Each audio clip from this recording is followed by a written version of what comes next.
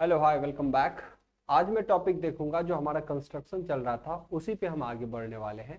Construction में मैंने बहुत सारे चीज़ों की चर्चा ऑलरेडी किया था, lap winding, wave winding, armature winding के बारे में, है ना, आउटर पार्ट्स के बारे में। आज हम डिस्कस करने वाले हैं आर्मेचर कोर। ये रहा हमारे आर्मेचर का कोर। मैं इसकी चर्चा एक बार कर लूँ। जो मशीन है, अगर ये डीसी मशीन है तो इसके अंदर जो रोटर पास शाफ्ट है उस पे हमारा क्या रहता है, आर्मेचर कोर। आपको बताया था कि इसी आर्मेचर कोर के अंदर क्या होता है, आर्मेचर के वाइंडिंग्स होते हैं। तो एक तरीके से आप ये कह सकते हो कि आर्मेचर का जो कोर है, ये आर्मेचर कोर यही क्या करता है, रहने का व्यवस्था प्रदान करता है ना, एकोमोडेशन प्रोवाइड करता है। किसके लिए? आर्मेचर वाइंडिंग के लिए, ठीक है ना। तो इसी को बोलते हैं आर्मेचर कोर। तो आर्मेचर कोर में ही अपन क्या करते हैं, आर्मेचर वाइंडिंग करते हैं। आर्मेचर, ऐसे तो इसको बोलते हैं कोर, आर्मेचर कोर, है ना।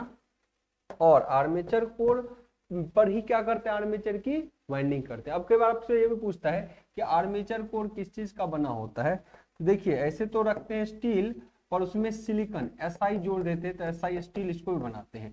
ऐसे डीसी मशीन में हम बहुत कम प्रेफरेंस देते हैं कि डीसी की फ्रीक्वेंसी खुद जीरो होने के कारण इसमें लॉसेस कम होते हैं, फ्रीक्वेंसी नहीं प्रेजेंस होने के कारण। फिर भी अगर थोड़ा बहुत भी अगर प्रेजेंट होता है, क्योंकि आपको पता है कि इसमें आर्मेचर रिएक्शन है, आगे हम पढ़ेंगे, तो उस को ध्यान में रखते हम क्या करते हैं, फिर भी यहाँ पे एसआई स्टील का इस्तेमाल कर लेते हैं आर्मेचर कोर को। यानी एसआई स्टील का इस्तेमाल करने से ये क्या करता है, हमारे एडी करंट को रिड्यूस कर देता है।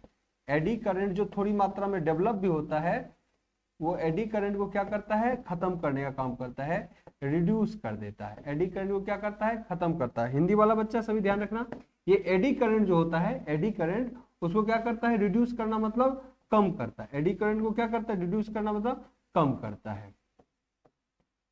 एडी करंट को क्या करता है, कम करता है। इसीलिए इसमें क्या करते हैं, अब दूसरी बात, इसको कम करने के लिए हमने क्या बोला, ऐसा स्टील। दूसरी, ये लेमिनेशन भी करे जाते हैं। लेमिनेशन मतलब पतले पतले पत्तियों का कॉम्बिनेशन होता है और लेमिनेट कर दी जाती है। ये पतले पतले, अभी आपको विजुअल्स नहीं दिख रहे, हमने लास्ट क्लास में जब वीडियो दिखाया था तो आपने देखा होगा, ये पतले पतले पत्तियों के कॉम्बिनेशन होते हैं, एक साथ इसको स्टेपिंग कर दी जाती है। मतलब अगर थोड़ी बात समझना हो कि मैं क्या कहना चाह रहा हूँ, ये अभी आपको सॉलिड दिख रहा, पूरा एक कंप्लीट लोहा, जैसे आपको ट्रांसफार्मर एक कंप्लीट लोहा दिखता था, हमने उसके कंस्ट्रक्शन भी दिखाए थे, हर चीज दिखाया था।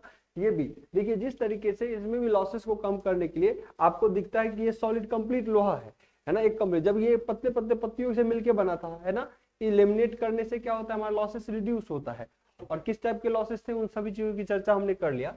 सिमिलरली ये जो है ना, ये सॉलिड नहीं रहता, ये पतले पतले पत्तियों का कॉम्बिनेशन होता है। मतलब अगर हम इसको अगर इस भाषा में देखने की कोशिश करें कि एक पत्ती अगर आपका ऐसा है कुछ, एक पत्ती कुछ ऐसा है, देखिएगा, एक पत्ती अगर आपका कुछ ऐसा है, समझाने की कोशिश करता हूं। अगर मान लो आपका एक पत्ती कुछ ऐसा है और इसी तरीके से ये कंप्लीट चलता जाएगा, इसी तरीके से ये कंप्लीट चलता जाएगा, ये आपके स्लॉट बन रहे हैं, है ना, कोर का स्लॉट जिसमें कंडक्टर आएगा आर्मेचर का।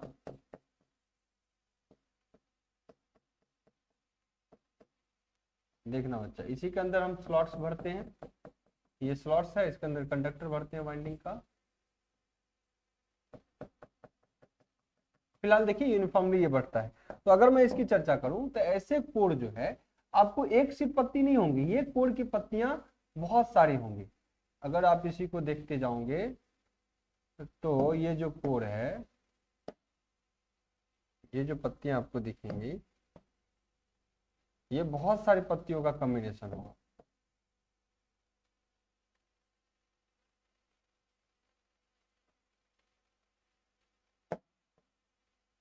अगर आप इसको देखने की कोशिश करोगे तो देखना बच्चा,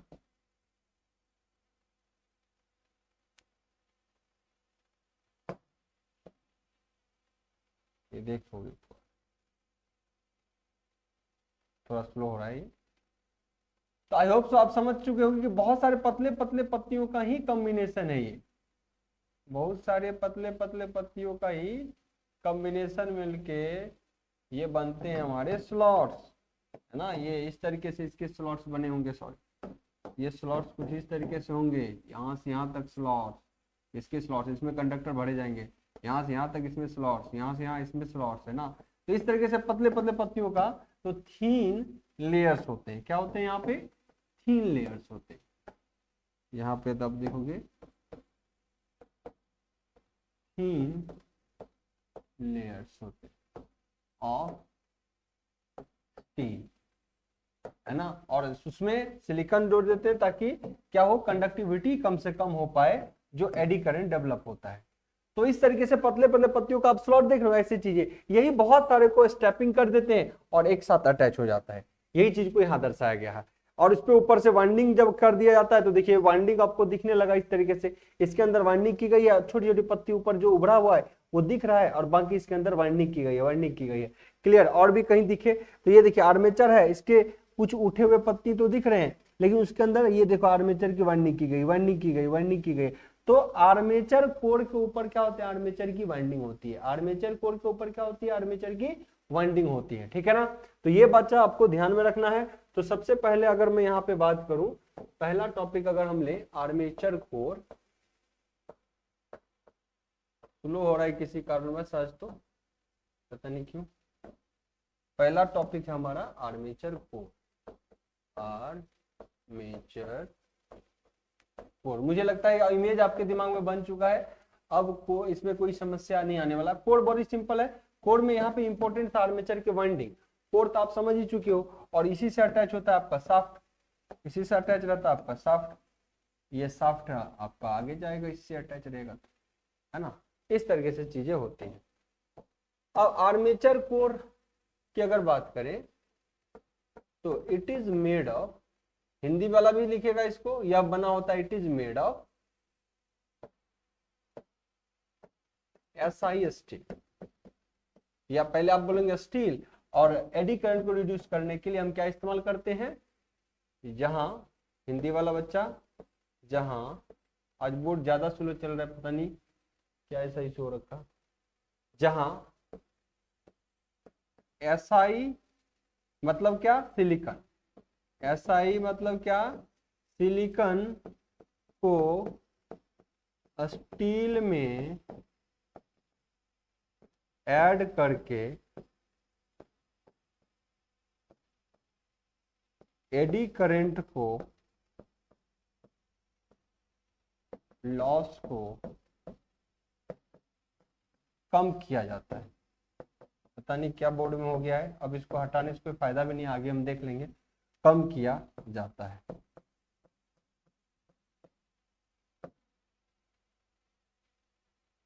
ठीक है। तो इस तरीके का बच्चा आपको इसकी जानकारी होनी चाहिए, और इस तरीके से आप चीजों को पढ़ेंगे किसके regarding, eddy current, sorry armature core के लेके, ठीक है ना। अब यहाँ पर हम कुछ और चीजों की चर्चा करने वाले हैं, यहाँ पे कुछ और चीजों की चर्चा करने वाले हैं, क्या कि आर्मेचर कोर जो है, आर्मेचर कोर क्या करता है, व्यवस्था प्रदान करता है, किसका, रहने की, आर्मेचर कोर की, है ना। तो आप एक चीज और पॉइंट लिख सकते हो, आर्मेचर कोर पर ही, आर्मेचर कोर पर ही आर्मेचर वाइंडिंग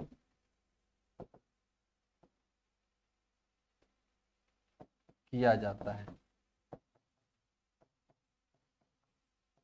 किया जाता है, ठीक है बच्चा। आर्मेचर कोर एक रोटेटिंग पार्ट का हिस्सा है जो शाफ्ट पर स्थिर रहता है। Armature core, armature core, armature core shaft पर फिट किया जाता है, ठीक है बच्चा। तो एक इनके बारे में भी चर्चा होना चाहिए कि आर्मेचर कोर पर ही क्या, ये शाफ्ट पर ही क्या होता है, आपके जो शाफ्ट होते हैं उसी पर ये अस्थिर रहता है, इसी पर ये क्या होगा, अस्थिर रहेगा, फिक्स रहेगा, ठीक है। नाउ थिकनेस होता है, लेमिनेशन होते हैं, जो आपको 0.25 के आसपास 0.25 इसकी इसकी थिकनेस होती है प्लेट्स की, ठीक है ना, ये भी ध्यान रखना है। नाउ आपसे ये भी कई बार पूछ देगा कि इस कोर के अंदर जो है, ये कोर से जो इस पे वाइंडिंग होते हैं वो डायरेक्टली उसके वाइंडिंग किससे कनेक्टेड होते हैं, तो हमारे कम्यूटेटर से, सभी कम्यूटेटर से कनेक्ट होते हैं। कई बार ये पूछता है कम्यूटेटर का ऊपरी हिस्सा का शेप क्या होता है, वी शेप में होता है। चलिए आगे हम कम्यूटेटर में उसकी चर्चा करेंगे, लेकिन फिलहाल एक बेसिक था कोर के बारे में। कोर में बहुत ज्यादा डिटेलिंग नहीं जाना है। कोर में आपका आर्मेचर था जिसके 2 लेक्चर ऑलरेडी करा दिया, आर्मेचर वाइंडिंग क्या है और लैप वाइंडिंग क्या होता है और वेव वाइंडिंग क्या होता है, उसके कंप्लीट बातें हमने चर्चा कर लिया था। अब आइए थोड़ा चर्चा करना होगा अपने को किस पे, अपने को चर्चा करना होगा इन चीजों पे जो डीसी मशीन में बहुत महत्वपूर्ण है। ये वाला हिस्सा, एक है कम्यूटेटर सेगमेंट, दूसरा इसका ब्रश सेगमेंट। इन दो चीज की चर्चा बच गई थी। एक चीज और बच्चा देखना, जब हमने आपको बताया था स्टेटर में, तब भी आपको पढ़ाया था स्टेटर भी पतले पतले थिकनेस का बना होता है, ये देखिए है ना, इसके अंदर भी ये जो लॉस होते हैं उसको खत्म करता है। तो यहाँ पर इसके बारे में चर्चा हुआ। तो हर चीज जितने भी मशीन आप पढ़ोगे वो कोई भी सॉलिड नहीं बनाया जाता, लॉस को क्षति से बचाने के लिए, यानी लॉस को अपन कम करने के लिए पतले पतले स्ट्रिप का इस्तेमाल करते हैं। और इस तरीके से देखिए रोटर का भी वही हाल है और स्टेटर का भी वही हाल है। तो इंपॉर्टेंट टर्मिनोलॉजी अब क्या हो गया, एक कम्यूटेटर सेगमेंट और दूसरा हमारा ये ब्रश। तो एक चीज देखना, थोड़ी सी पहले इसकी चर्चा हो जाए कि सर यहाँ इमेज से आपको बढ़िया समझ में आएगा कम्यूटेटर का एक्चुअली काम क्या है। काम पे तो बात करिए, किस तरीके से अटैच होता है सर्किट में, कैसा लगा होता है आपके डिवाइसेस में। तो देखिए जितने भी आर्मेचर वाइंडिंग है सबके वायर का जितने कॉइल्स होंगे उतने कम्यूटेटर के सेगमेंट्स होते हैं। अब देखना जितने भी कॉइल्स होंगे उसका सभी का कनेक्शन किस पे होंगे, आर्मेचर के, सॉरी इस पे कम्यूटेटर पे। जितने वाइंडिंग होंगे किससे कनेक्शन होंगे, आर्मेचर पे। क्यों ऐसा होता है, क्योंकि पता है बच्चा जब यही घूमेगा, जब हम जनरेटर की बात करें तो इस कॉइल पर ही क्या उत्पन्न होता है, ईएमएफ। क्या होता है, ईएमएफ। और ये ईएमएफ डायरेक्ट किसी तार से जोड़ के यहाँ तो दे नहीं सकते, वो तो तोड़ देगा, घूमने के साथ तोड़ देगा। ऐसी स्थिति में इसको अटैच कर देते हैं, इससे मतलब सब वोल्टेज जो हो गया डेवलप हो गया यहाँ पे आ गया। अब इसकी सहायता से, किससे, कम्यूटेटर और ब्रश की सहायता से हम इसको रिलीज करते हैं, निकाल लेते हैं बाहर, जिसमें ये भी उसी के साथ घूमता है। उसी शाफ्ट पे कौन टिका रहता है हमारे साथ, कम्यूटेटर। जैसे जैसे आपका शाफ्ट घूमेगा, ये वाला आपका आर्मेचर जैसे जैसे घूमेगा और आर्मेचर की वाइंडिंग जैसे जैसे घूमेंगे, उसी तरीके से आपके शाफ्ट भी क्या होंगे, हमेशा घूमते रहेंगे, क्योंकि इसके सारे वायर इसी तरीके से अटैच होते हैं। और ये घूमेगा और दूसरा क्या होगा, रिसीव करेगा। तो ब्रश फिक्स रहता है, एक पार्ट घूमते रहता है लगातार और दूसरा पार्ट क्या करता है, रिसीव करता है ना। तो ये जानकारी आपको लेना है। तो यहाँ पे समझना है, इन दोनों की चर्चा अगर होगी तो एक कम्यूटेटर है जो मेनली जो होते हैं आपके हार्ड ड्रॉन कॉपर का बना होता है, ठीक है ना। कॉपर भी कई बार एग्जाम में पूछ देता है, नहीं तो हार्ड ड्रॉन कॉपर भी आपको दिमाग में रखना है। उसके बाद यहां से ये कलेक्ट किया और ये क्या किया, ये ईएमएफ को यहां तक लाया और ये घूमते रहता है, ये लगातार क्या हुआ, घूमते रहेगा और ब्रश क्या स्थिर होकर इसको रिसीव करके अपने को देते रहेगा। अगर ये जनरेटर होगा तो देगा, अपने को देगा, अगर मोटर होगा तो हम इसको देंगे। यही दो अंतर होते हैं, बाकी कंस्ट्रक्शन में कहीं कोई समस्या नहीं है। अगर ये जनरेटर होगा तो ये हमको देगा, अगर ये मोटर होगा तो हम इसको इसी मार्फत से देंगे। क्लियर है। तो ये चीजें होती है। तो एक सेगमेंट है कम्यूटेटर, दूसरा सेगमेंट है ब्रश। अब बहुत बच्चा का ये भी करना होता है, कम्यूटेटर तो बोल दिए ठीक है सर ये कॉपर का बना होता है, ब्रश किस चीज का बना होता है, कार्बन। कार्बन ब्रश को प्रीफर इसलिए करते हैं कि ये सेल्फ लुब्रिकेंट भी प्रोड्यूस करता है, तो इससे फ्रिक्शन कम से कम होता है। अगर कई बार बहुत छोटे छोटे मशीन में क्या होता है कि इस ब्रश के जगह पे हम क्या यूज करते हैं, कॉपर का भी इस्तेमाल करते हैं, लेकिन इसमें बड़े मशीन में नॉइज ज्यादा होता है, तो हमेशा कॉपर के बजाय कार्बन ब्रश को प्रेफरेंस देते हैं, ठीक है ना। इसमें क्या होता है, नॉइज कम से कम होता है, फ्रिक्शन होने पर सेल्फ लुब्रिकेंट प्रोड्यूस करता है कार्बन, इसीलिए एक अच्छा कलेक्टर माना जाता है किसी केस में, जनरेटर के केस में, और एक अच्छा फीड करने वाला यंत्र माना जाता है, इसको डिवाइस माना जाता है जो मोटर के केस में। क्लियर। तो ये भी बात होगी। अब कोई बच्चा ये भी कई बार कहता है कि ठीक है सर ये भी कॉपर है, ठीक है हार्ड है एक तरीके से, ये भी कार्बन है हार्ड है, दोनों जब एक घूमता है एक अस्थिर रहता है, घिसते रहता है, क्या होता है, घिसते रहता है। तो ऐसे स्थिति में जब ये घिसेगा तो ये तो क्या होगा, गैप बना लेगा। जब घिसते घिसते घिसते रहेगा तो दोनों में गैप बन जाएगा, तो फिर तो करंट का सप्लाई नहीं दे पाएगा, है ना। यानी चाहे मोटर हो तो इससे उसमें नहीं जा पाएगा, और जनरेटर होता है उससे इसमें नहीं आ पाएगा। ऐसी स्थिति से बचने के लिए बच्चा ध्यान रखना, ये जो सेगमेंट बनाए जाते हैं ब्रश के, उसमें अरेंजमेंट होता है स्प्रिंग का। क्या होता है, स्प्रिंग का। वो लगातार फोर्स से क्या होता है, दबाते रहता है। क्या करता है, दबाते रहता है, ताकि आप फ्रिक्शन से इसका साइज घटेगा भी। मान लो इतना बड़ा हमने ब्रश बना रखा है और ये घटते घटते घटते घटते अपने साइज को कम भी करेगा, तो हम फ्रिक्शन के सॉरी इसके स्प्रिंग के थ्रू उसको क्या करते हैं, दबा के रखते हैं, है ना। अरेंजमेंट भी आगे दिखा देंगे, इसको दबा के रखते हैं ताकि वो क्या हो, यूज होता रहे और कनेक्टिविटी लगातार बना रहे।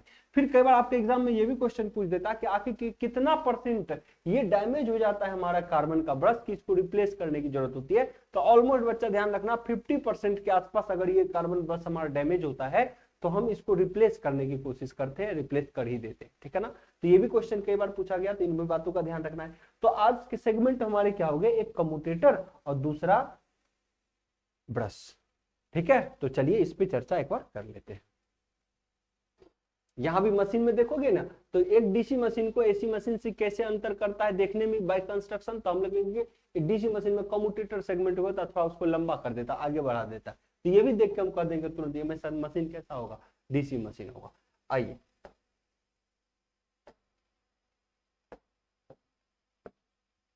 तो अपन पहले पढ़ते हैं कम्यूटेटर।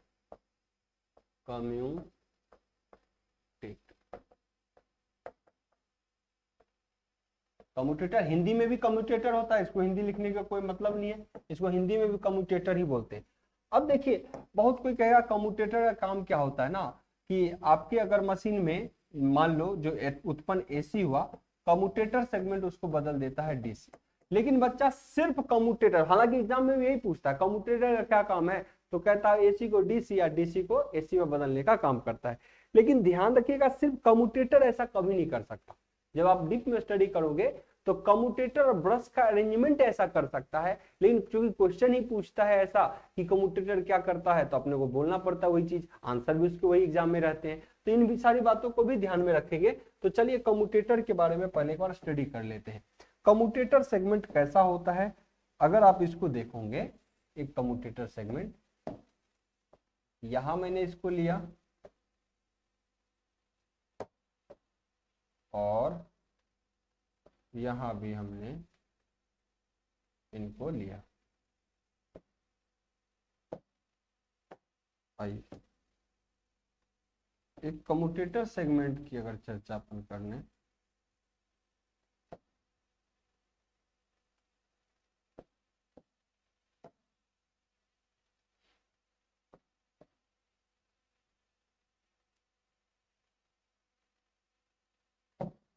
आइए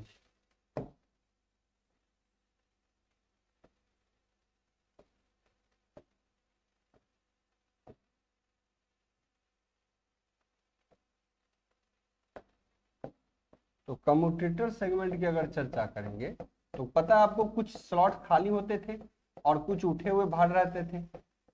ये देखिए कम्यूटेटर सेगमेंट,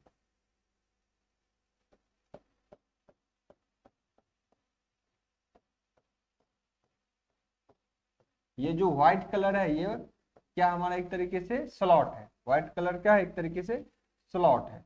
इसको और आगे बढ़ा लेते हैं, इधर से किए हैं तो ये यहाँ तक दिखना चाहिए, इधर से किए हैं यहाँ तक दिखना चाहिए। आइए देखिएगा, अब यही क्या होगा, एक सेंटर पे जाएगा,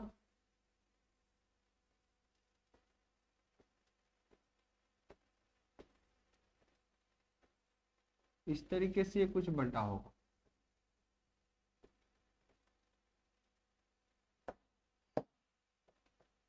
कम्यूटेटर सेगमेंट ऐसा कुछ है। अपन इसको देखने वाले हैं कुछ इस तरीके से, है ना। तो कम्यूटेटर सेगमेंट को इस तरीके से अपन देखते हैं, ठीक है ना। अब देखना तो बच्चा कम्यूटेटर सेगमेंट में क्या है, अगर स्लॉट्स है तो इसी में कंडक्टर भरे जाते हैं, इसी में क्या होते हैं, कंडक्टर भरे जाते हैं, और इसी के ऊपर क्या रहता है हमारा, ये देखिए कार्बन के ब्रश ऐसे लगे होते हैं जो अपने को सप्लाई रिसीव करने का काम करता है या डेली फीड करने का काम करता है। ये ब्रश होते हैं, इसके ऊपर क्या होते हैं, ब्रशेस होते हैं।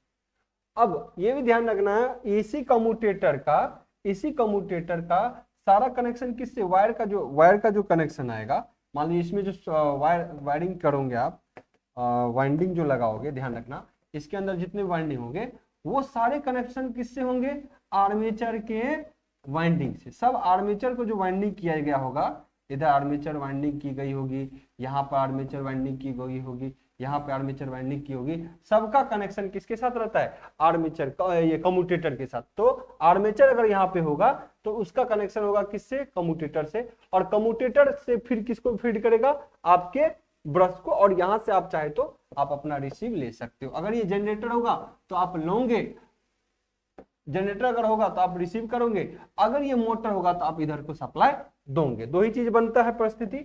चलिए तो इसको हटा लेते हैं एक बार, ये सब काम का चीज नहीं है। तो यही कम्यूटेटर सेगमेंट है। ध्यान रखना बच्चा, कम्यूटेटर सेगमेंट को इस तरीके से अपन दिखाते हैं, और कम्यूटेटर सेगमेंट में कई बार बोलता है कि आपको ये जो कम्यूटेटर सेगमेंट रहेगा, ये कम्यूटेटर सेगमेंट में मेनली जो आप देखते हो तो दो पार्ट हिस्से देखते हो। कम्यूटेटर सेगमेंट में मेनली दो हिस्सा आपको देखेगा। अगर यहाँ पर देखिए एक, और इन दोनों के बीच क्या करते हैं, माइका इंसुलेशन का इस्तेमाल करते हैं। अगर टू ही भाग में स्प्लिट है और मल्टीपल भाग में स्प्लिट है तो सभी के बीच क्या इस्तेमाल करते हैं, माइका इस्तेमाल करते हैं। हिंदी में बोलते हैं इसको अब्रक, हिंदी में इसको क्या बोलते हैं जी, अब्रक बोलते हैं, ठीक है ना। इन बातों का भी ध्यान रखना। चलिए तो यही है कम्यूटेटर सेगमेंट। ध्यान रखना बच्चा, यहाँ पे कम्यूटेटर सेगमेंट है, जो कम्यूटेटर सेगमेंट के सभी, यहाँ पे कम्यूटेटर सेगमेंट में क्या जुड़ा होगा, आपका वाइंडिंग्स। देखिए कम्यूटेटर सेगमेंट में क्या जुड़ा होगा, वाइंडिंग्स।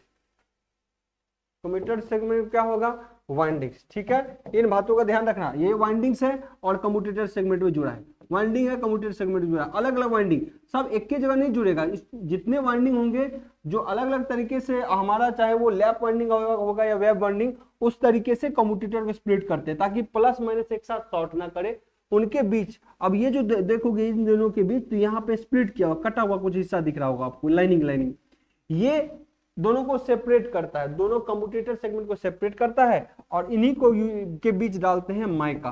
क्या डालते हैं इसके बीच, माइका इंसुलेशन।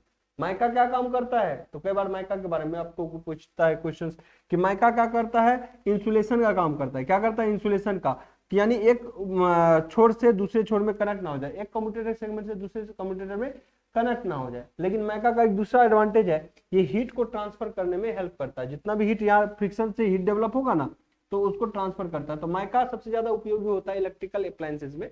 माइका जो होता है, एक क्या कहते हैं इसको, थर्मल कंडक्टर बोलते हैं, हीट तो ट्रांसफर कर देता है पर इलेक्ट्रिकल इंसुलेटर होता है, इलेक्ट्रिकल कनेक्शन उससे पास नहीं कर सकता। तो ये बात रहा। तो कम्यूटेटर सेगमेंट का बच्चा यही रोल है, यहाँ पर समझो एक बार। कम्यूटेटर सेगमेंट में, कम्यूटेटर सेगमेंट क्या होता है, स्प्लिट पार्ट होते हैं। अगर मान लो हम कहते हैं सिर्फ दो ही वाइंडिंग है तो एक में प्लस जुड़ा रहेगा, दूसरे में माइनस, और ये माइका क्या करेगा, उसको अलग करेगा। या फिर कम्यूटेटर बहुत ज्यादा स्प्लिट भागों में स्प्लिटेड होंगे, तो ये हिस्से कम्यूटेटर से आर्मेचर का वाइंडिंग आएगा, कुछ इससे जुड़ा रहेगा, कुछ इससे जुड़ा रहेगा, अब बीच में गैप रहेगा, थोड़ा सा बीच में क्या करेगा, गैप रहेगा, कुछ कंडक्टर इससे जुड़ा रहेगा, कुछ कंडक्टर इससे जुड़ा रहेगा। तभी तो आर्मेचर के जितने ईएमएफ प्रोड्यूस हुए वो सारे किससे कनेक्ट होगा, कम्यूटेटर से, और कम्यूटेटर से आगे अगर लोड कनेक्ट होगा तो ये करंट डिलीवर करेगा। ठीक इसी चीज को पहले यहाँ से और समझ लीजिए एक बार।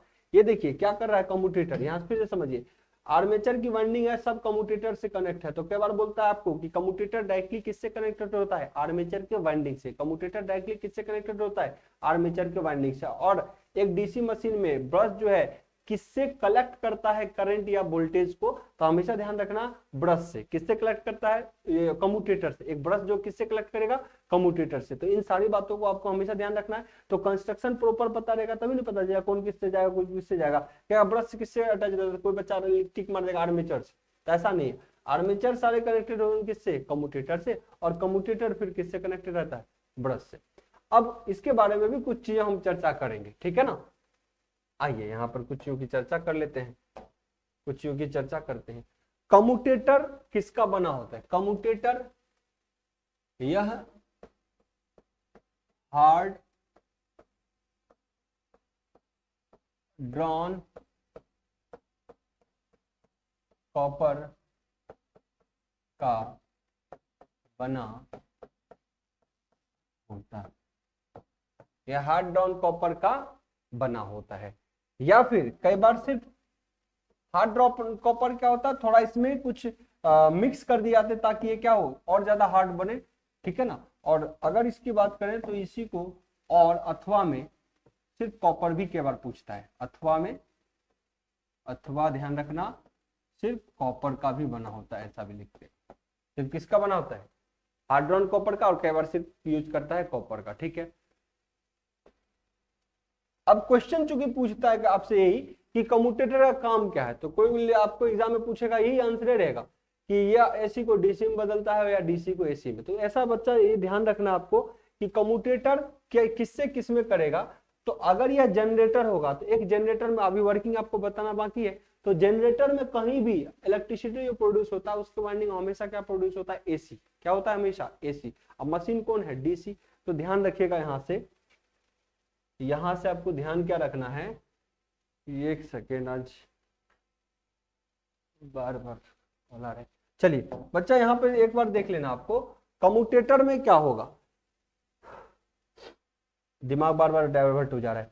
तो देखिए ये जो हमारा कम्यूटेटर है आर्मेचर से लिया, तो अगर ये जनरेटर होगा, किन किन केस की चर्चा करेंगे, क्योंकि कम्यूटेटर एक साथ निकाल लेंगे बात को। अगर ये मशीन जनरेटर रहा होगा तो जनरेटर में क्या होगा, ईएमएफ प्रोड्यूस करेगा और ये इसको भेजेगा और यहाँ ब्रश से ले लेंगे।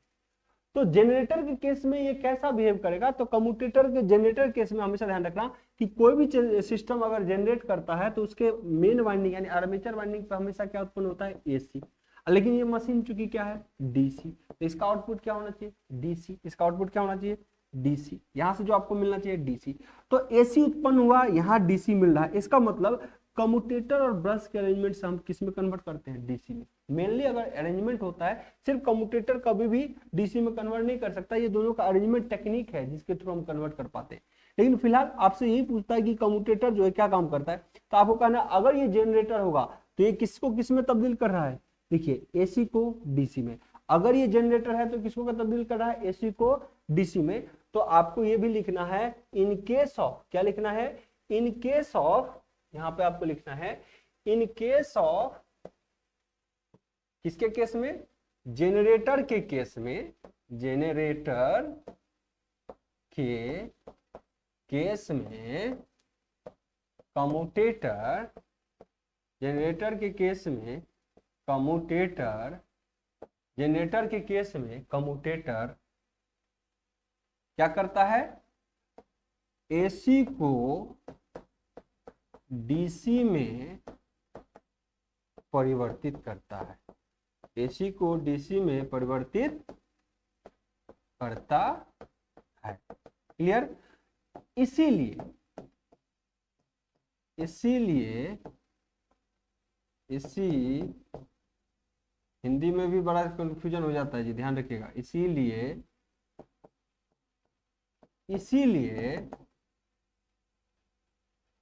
इसे, अब ध्यान रखना बच्चा, जब कोई चीज को कोई क्या करता हो, एसी को डीसी में अगर तब्दील करता हो, जब कोई चीज किसी को एसी में डीसी में तब्दील करता है उसको क्या बोलते हैं, रेक्टिफायर। क्या बोलते हैं, रेक्टिफायर। जैसे कि एक मोबाइल चार्जर अगर आपके पास हो, ये एक मोबाइल चार्जर है, ये क्या करते हैं, इससे लगाते हैं प्लग में, तो वहां पे जहां पे लगा रहे हैं वो क्या है अवेलेबल, एसी। और ये बैटरी चार्ज करता है, मतलब बैटरी का है डीसी। तो एसी को डीसी कन्वर्ट करने के लिए इसमें क्या लगा है, रेक्टिफायर। क्या लगा है, रेक्टिफायर। तो रेक्टिफायर का काम क्या होता है, एसी को डीसी में तब्दील करना। क्या होता है, एसी को डीसी में। लेकिन बच्चा ये भी समझना है कि ये जो रेक्टिफाई किया है इलेक्ट्रॉनिक्स डिवाइस की मदद से किया है। क्या किया है, इलेक्ट्रॉनिक्स डिवाइस, इलेक्ट्रॉनिक्स कंपोनेंट्स की मदद से, यानी डायोड वगैरह की मदद से किया है। इसीलिए इसको रेक्टिफायर सिर्फ बोल देते हैं, बाय यूजिंग इलेक्ट्रॉनिक्स डिवाइसेस। लेकिन यहाँ जो कन्वर्ट हो रहा है, यहाँ जो आपका एसी कन्वर्ट हो रहा है डीसी में, किसके, एक मैकेनिकल कंपोनेंट्स के मदद से। किसी जैसे कम्यूटेटर एक मैकेनिकल कंपोनेंट्स हो गया, ब्रश एक मैकेनिकल कंपोनेंट्स हो गया, इसके मदद से।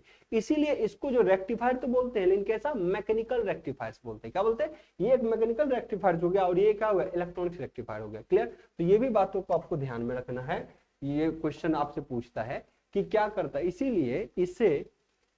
इसीलिए इसे मैकेनिकल रेक्टिफायर कहा जाता है। क्या कहा जाता है, क्योंकि मैकेनिकली कंपोनेंट्स हो रहा है ना, मैकेनिकल रेक्टिफायर कहा जाता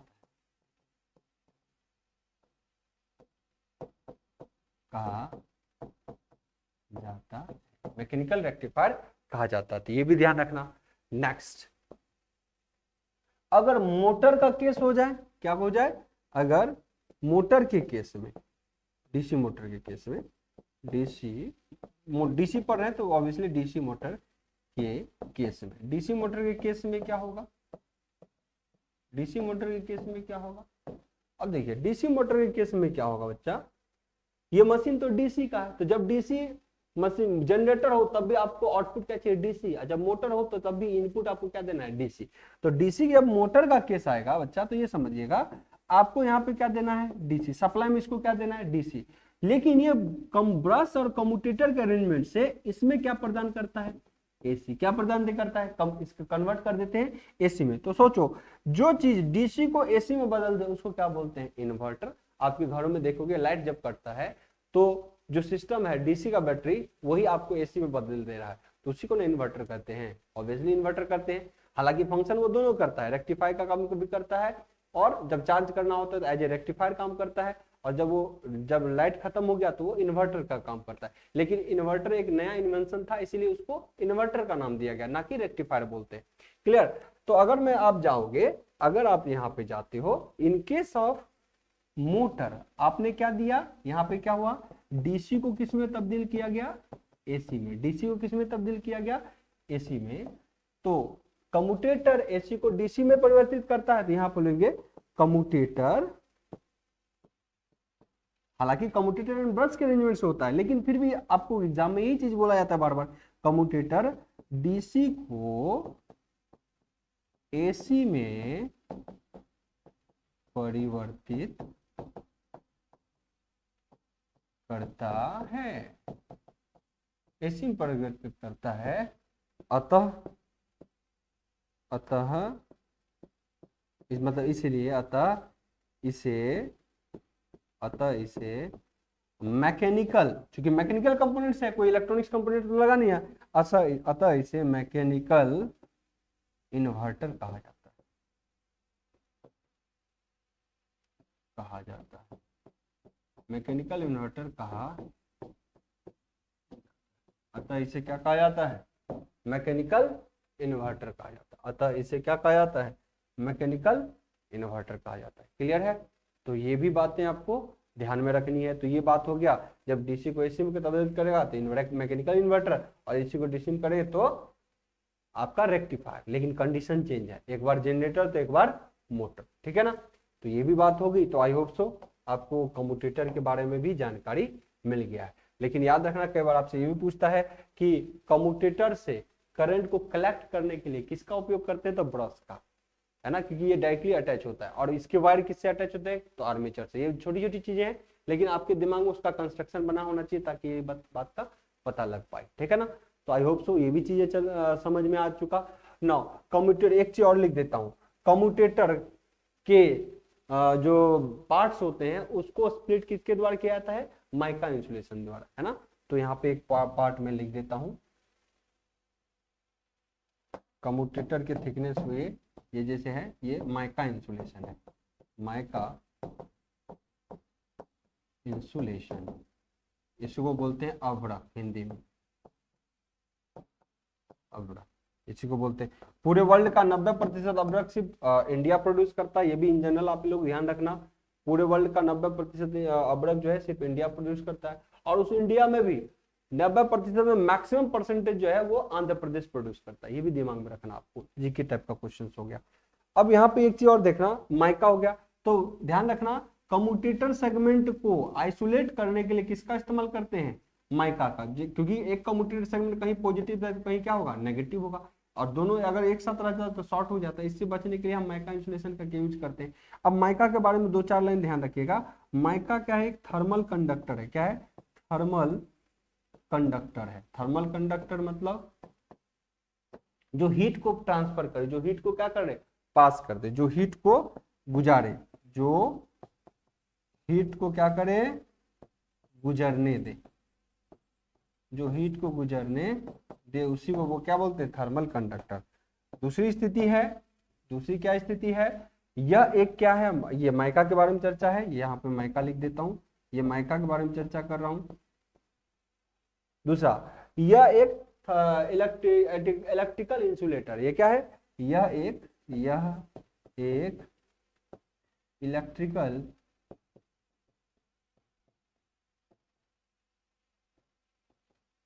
इंसुलेटर है। यह क्या है, एक इलेक्ट्रिकल इंसुलेटर, मतलब करंट को पास नहीं करने देगा। तो ये बढ़िया फीचर है। हम बहुत जगह इसका यूज करते हैं, जैसे इलेक्ट्रिक प्रेस के अंदर यूज करते हैं और बहुत सारे इलेक्ट्रिकल इक्विपमेंट्स में यूज होता है। इलेक्ट्रिकल इंसुलेटर मतलब करंट को पास जो ना करने दे, ठीक है, हिंदी वाला लिख लेगा इस चीज को। कई बार ये भी पूछता है कि थर्माइका जो है कितने डिग्री टेम्परेचर तक को बियर कर पाता है। तो ध्यान रखना, चूंकि ये फ्रिक्शन होगा, एक घूम रहा है, एक लगातार क्या कर रहा है, घूम रहा है, और एक अस्थिर है, तो इससे क्या होगा, फ्रिक्शन होगा, इससे गर्म होगा चीजें। तो इससे माइका कितना देर सस्टेन कर पाता है टेम्परेचर, माइका यह 1000 डिग्री सेल्सियस टेम्परेचर तक को सह पाता है, तक को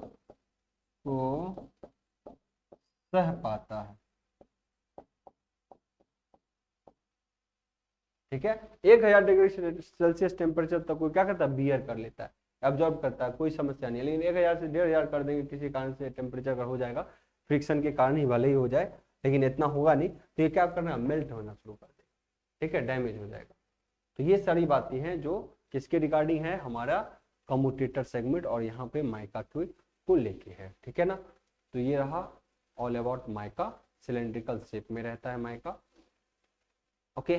तो ये बात है, ध्यान रखना। कई बार आपसे एग्जाम में ये भी पूछता है कि बताइए एक डीसी मशीन और एसी मशीन में किस तरीके के डिफरेंसेस होते हैं, तो थोड़ा ये भी ध्यान रखना। यहाँ पे स्प्लिट रिंग होता है, रिंग स्प्लिट होते हैं डीसी मशीन में, मतलब जो भले ही कम्यूटेटर बोल रहे हैं पर कम्यूटेटर स्प्लिट होते हैं। अगर 2 हिस्सा का कम्यूटेटर होगा तो वो स्प्लिट होगा, है ना, एक प्लस एक माइनस रिसीव करने के लिए। जबकि इन एसी मशीन में ज्वाइंट होता है तो उसको स्लिप रिंग कहते हैं। वो क्या होगा, हमेशा स्लिप करेगा पर ज्वाइंट रहेगा, वो वहां पे एसी में ज्वाइंट रहेगा तो वहां स्लिप रिंग होता है, यहाँ पे स्प्लिट रिंग होता है। इसी को कम्यूटेटर को कई बार स्प्लिट रिंग बोलते हैं, मतलब टूटा हुआ हिस्सा, टूटा हुआ पार्ट रहेगा तो उसको कम्यूटेटर में बोलते हैं। और एसी में स्प्लिट रिंग, एसी में कहेंगे स्लिप रिंग, वहां पे एक ही सॉलिड रहेगा रिंग, 2 रिंग अगर होंगे तो दोनों सॉलिड होगा, कोई प्लस दे रहा होगा कोई माइनस दे रहा होगा, इस तरीके की चीजें चलती है, ठीक है ना। तो ये भी बात आपको ध्यान रखना। तो उम्मीद करते हैं ये जानकारी आपको मिल गया अबाउट कम्यूटेटर। अब थोड़ी सी जानकारी अपन ले लेते हैं, ब्रश की चर्चा कर लेते हैं, वो भी खत्म ही हो जाएगा। तो आइए एक बार हम पढ़ लेते हैं अबाउट ब्रश। ब्रश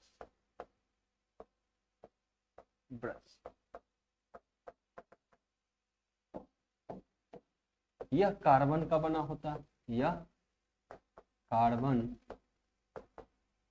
का बना होता है। कोई बच्चा मतलब बोलेगा कार्बन कैसा है, कार्बन का अल्फा का मान पॉजिटिव होता है, नेगेटिव होता है, ये क्या होता है, कोई बच्चा बताएगा। अगर जानकारी नहीं है तो जरूर ये सब सर्च कर लेना, आपको जनरल क्वेश्चन में भी ये सब पूछा जाता है, ठीक है ना। तो ब्रश क्या है, यह एक कार्बन का बना होता है, यह कार्बन का बना होता है। ये देखो यही आपका क्या है, ब्रश, यही क्या है आपका ब्रश, यह कार्बन का बना होता है, यह कार्बन का बना होता है। 50% ब्रश घिसने के बाद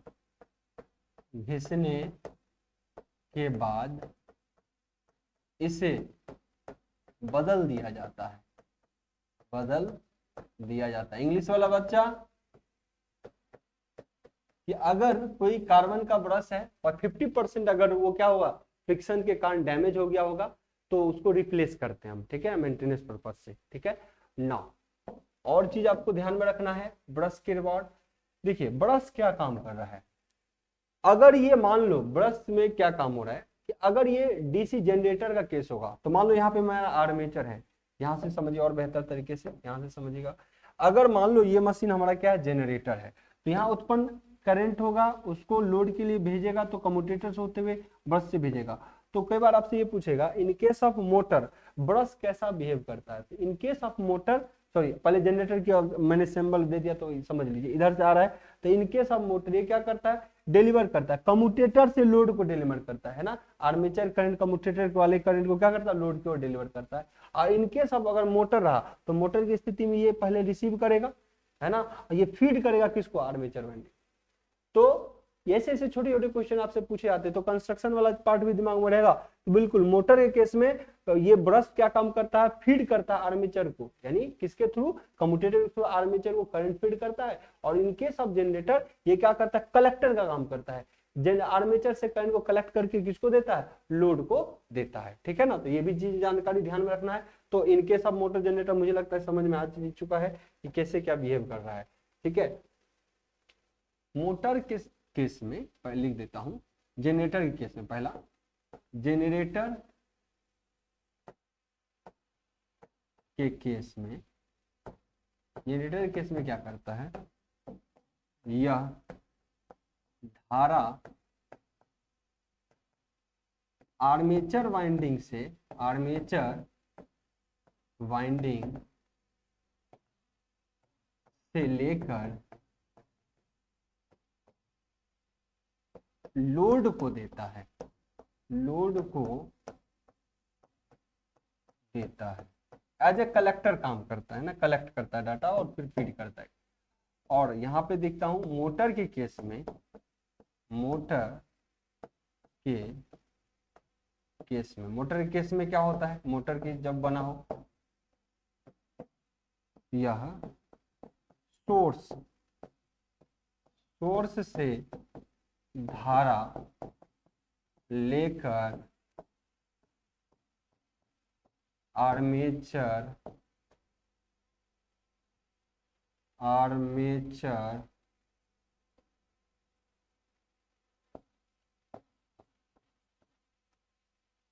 आर्मेचर को देता है, वाइंडिंग को देता है, को देता है, ठीक है ना। ये भी एक बात हो गई, ठीक है ना। तो इस तरीके से चीजों को देखना। अब कई बार ये क्वेश्चन बनता है कि इसमें कॉपर का होता है या फिर जो आपका ब्रश है कार्बन ब्रश का, तो हमेशा कार्बन ब्रश को प्रेफरेंस देते हैं। लेकिन छोटे छोटे मशीन में कई बार क्या होता है, कार्बन ब्रश को रिप्लेस करने के चक्कर में हम क्या करते हैं, कभी कभी रेयरली यूज होता है, तो ऐसे जगह पे हम कॉपर का भी इस्तेमाल कर लेते हैं ब्रश। हालांकि इसमें फ्रिक्शंस होते हैं, लॉसेस ज्यादा होते हैं, उसके बावजूद भी कर लेते हैं। लेकिन most of the case 95% 99% case में अगर बड़ा मशीन है तो 100%, बड़ा मशीन होगा तो हमेशा 100% कार्बन ब्रश को प्रेफरेंस देंगे। छोटे मशीन में कई बार क्या करते हैं अपन, कॉपर का भी ब्रश इस्तेमाल कर लेते हैं, ठीक है ना। याद ध्यान रखना। आपके बार ये पूछता है कि क्यों कार्बन ब्रश यूज करते हैं, ब्रश में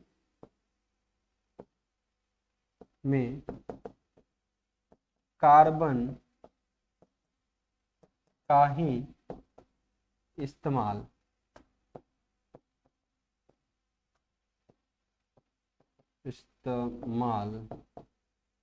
किया जाता है,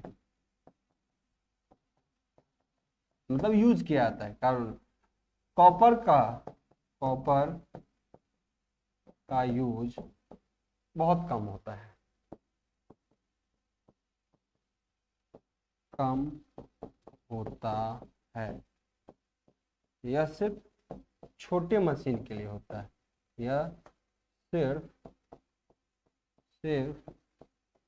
छोटे मशीन के लिए यूज किया जाता है। कौन, कॉपर, ठीक है। तो कॉपर की फैसिलिटी क्यों प्रिफर करते हैं, ध्यान रखना। ये किसकी बात होगी, कॉपर ही सिर्फ यूज किया जाता है किसमें, छोटे मशीन के लिए। तो सबसे ज्यादा कार्बन की, बड़े मशीन के लिए कार्बन की प्रेफरेंस किया जाता है, क्योंकि देखो कार्बन का इस्तेमाल सबसे ज्यादा किया जाता है। कार्बन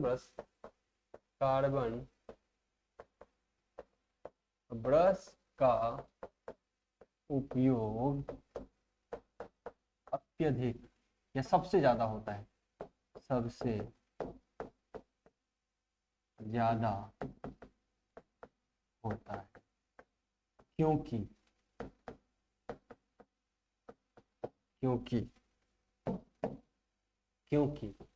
यह सेल्फ ल्यूब्रिकेंट प्रोड्यूस करता है। मतलब जब ये घिसता है ना तो ल्यूब्रिकेंट सा आपका, जो ल्यूब्रिकेंट क्या होता है, जैसे कोई भी ल्यूब्रिकेंट ग्रीस मोबिल टाइप है ना, जो फिसलता हो, तो ऐसे में फिसलन उत्पन्न करता है, जिससे क्या होता है, चिंगारी उत्पन्न नहीं होती, घिसता नहीं है, हीट ज्यादा डेवलप नहीं होता। तो ये क्या करता है, यह सेल्फ लुब्रिकेंट प्रोड्यूस करता है, इसीलिए इसकी प्रेफरेंस जो होती है ना, ये ज्यादा होती है। है ना। इसकी थर्मल कैपेसिटी भी ज्यादा होती है। थर्मल बियरिंग कैपेसिटी क्या होता है, ये ज्यादा हीट को भी बियर कर लेता है। तो यह इसकी जो हाई थर्मल कैपेसिटी बियरिंग होती है, यानी इसका थर्मल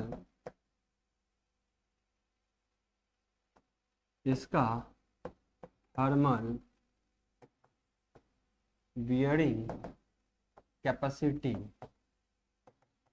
मतलब थर्मल को सस्टेन करना, बियर कर लेना, कैपेसिटी भी ज्यादा होता है। तो उम्मीद करते हैं सारी जानकारी आपको क्लियर हो चुका होगा, किस तरीके से एक एक चीजों की चर्चा करनी होती है। सभी चीज आपको क्लियर हो चुके होंगे। और इस सेशन में हम अब आगे देखेंगे, कंस्ट्रक्शन का सभी पार्ट लगभग हो गया है। हम आगे देखेंगे डीसी मोटर को सेपरेटली, क्योंकि अभी तक कंस्ट्रक्शन पार्ट था डीसी मोटर और जनरेटर का सेम होता है, तो कहीं कोई समस्या नहीं होगी। यहाँ से हम आगे मोटर को सेपरेट रूप में सब पढ़ लेंगे। हालांकि हायर स्टैंडर्ड हम लोग साथ पढ़ते जाते हैं और बच्चा ये ज्यूम करता है कि अगर मोटर का सप्लाई दिया जाएगा और जनरेटर होगा तो लिया जाएगा, और कैरेक्टरिस्टिक्स वगैरह वगैरह अलग से पढ़ लेते हैं। लेकिन आप लोग के थोड़े लेवल छोटे होते हैं, ऐसी स्थिति में हर चीज को अंडरस्टैंडिंग करना थोड़ा मुश्किल हो जाता है। तो हम अभी सारे वर्किंग पढ़ेंगे तो सेपरेट मोटर का अलग से पढ़ेंगे, और वहां से आगे बढ़ेंगे कंप्लीट मोटर का, और जनरेटर का पढ़ेंगे तो कंप्लीट जनरेटर का अलग से पढ़ेंगे, ताकि आपको क्लियरिटी बना रहेगा चीजों में। तो चलिए आज के सेशन को यहीं पे रखते हैं, मिलते हैं हम आपसे अगले सेशन में। तब तक के लिए bye bye, take care, thank you.